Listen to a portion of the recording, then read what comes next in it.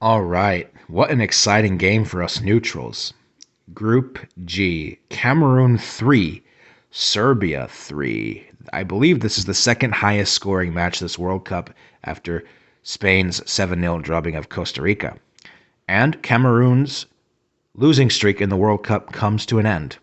They had lost their 8 previous matchups in the World Cup dating back to 2010. They finally picked up a result here. Not the one that they wanted, but one that keeps them mathematically still alive. So where to start here? I think you have to condemn the game management here from Stojkovic, the Serbian manager. On top of the countless chances missed, 2 offside traps gone horribly wrong. What was the point exactly of playing such a high line against Cameroon when you're up 3-1?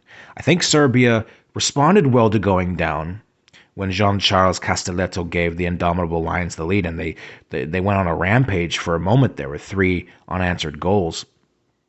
That by the time that the early second half was barely even underway, Serbia had stormed back into this game and taken a 2-goal lead with that 3-1 margin, but they just faltered and fell by the wayside.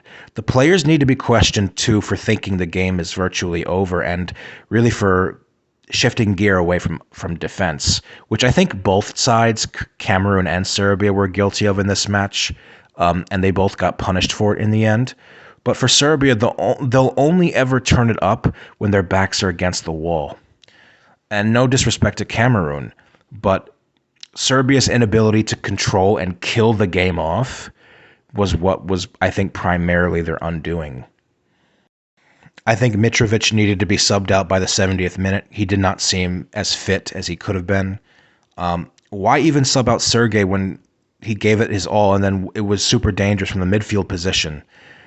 It's just a really bad decision making, and I think that even though you can argue Mitrovic probably stayed on because Vlahovic was still carrying an injury, like Vlahovic came out giving an interview saying that he doesn't know why he didn't play. He said maybe it was because he was not 100%, but that reporter should ask the coach, really. Because it seemed like he was fitter than Mitrovic, for sure, at least after the 70th minute mark. It looked like Serbia were just unable to get the offside trap right in this match.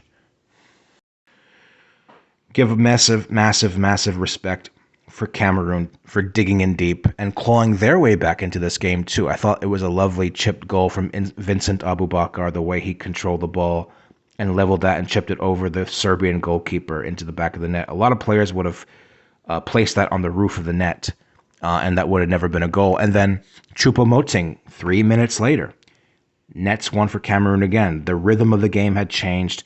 Cameroon came back into it, down 3-1, 2 goals in quick succession, and it took a lot of nerves, I think, for them to hold on for the remaining 35 minutes of this game, because all 6 games in this match came from within the first 65, 66 minutes.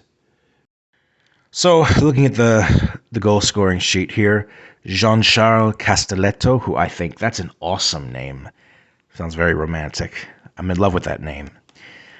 Scored in the 29th. Serbia equalized in the 46th minute. Stoppage time, Stranja Pavlovic scored again 2 minutes later to take a 2-1 lead into the half. Sergej Milinkovic-Savic. Cameroon could not survive the stoppage time onslaught in that first half. And as we know, Alexander Mitrovic, 53rd minute.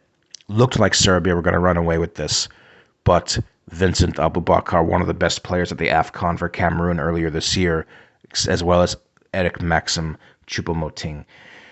This was a result that neither team could effectively put away and come away claiming the full 3 points here, and it sets both teams up in an unideal position heading into the final match day. Cameroon playing Brazil.